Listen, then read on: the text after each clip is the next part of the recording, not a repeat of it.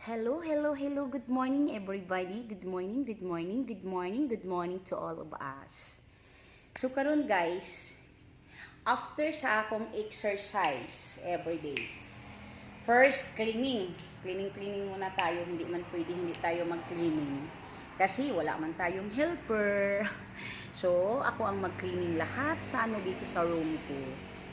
Ito guys, ang nangyayari guys. Ito ang anak ni Max. Remember guys, natandaan niyo yung palagi akong magbibideo, yung white na puppy ko, yun si Max. Ito ang anak ni Max.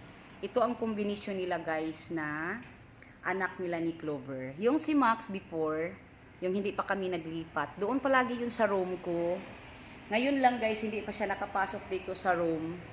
Kasi guys, ano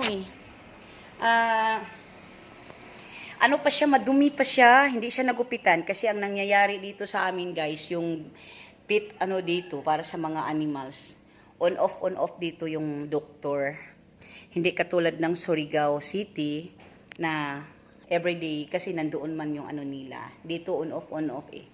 Pagpunta namin doon, ilang beses na namin dinala si Max doon at saka si Clover. Hindi nagupitan kasi wala nang doktor. Yun guys, yun tingnan ninyo. Ito ang mga baby nila. Yan. Ito, dito na muna sila hanggat lumalaki sila. Kasi hingiin daw ito ng kapatid ko eh. Ano ba ito? Parang may mo, hair. Kunin natin ito. Hindi baka masaktan. Na ito.